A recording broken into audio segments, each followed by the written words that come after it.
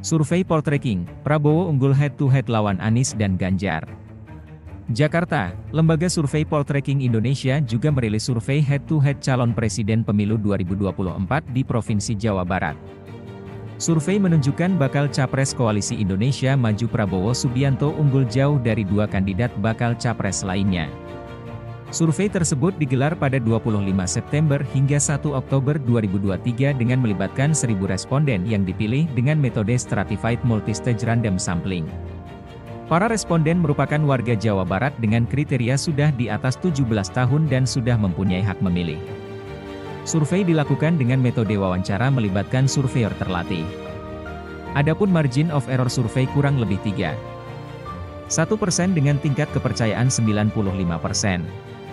Berikut ini simulasi head-to-head 3 kandidat capres untuk pemilu 2024.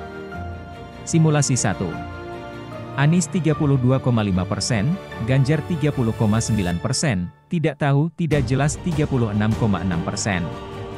Simulasi 2. Prabowo 47,6%, Anies 26,5%, tidak tahu, tidak jelas 25,9%. Simulasi 3. Prabowo 48,3%, Ganjar 24,5%, tidak tahu, tidak jelas 27,2%. Direktur Riset Poltreking Indonesia Arya Budi lantas menjelaskan hasil survei simulasi head-to-head capres di Jawa Barat tersebut. Dia menggarisbawahi secara khusus simulasi head-to-head Prabowo dan Ganjar. Di level nasional Prabowo dan Ganjar sangat kompetitif, tetapi di Jawa Barat praktis Prabowo memimpin 48,3% dibandingkan Ganjar Pranowo 24,5%, kata Arya saat memaparkan survei. Selasa, 10 Oktober 2023. Arya menyebut gap perbedaan ini jauh lebih besar dibandingkan simulasi head-to-head Prabowo dan Anies. Dia menyebut ada perbedaan suara 24% antara Prabowo dan Ganjar. Jadi gapnya juga agak lebih lebar dari Anies. Tadi, Prabowo versus Anies, sekitar 20%. Sekarang ada sekitar hampir 24% jika kita cek head-to-head antara Prabowo dan Ganjar. Itu adalah peta capresnya di Jawa Barat, ujar dia. Survei Poltreking, Prabowo unggul head-to-head lawan Anies dan Ganjar.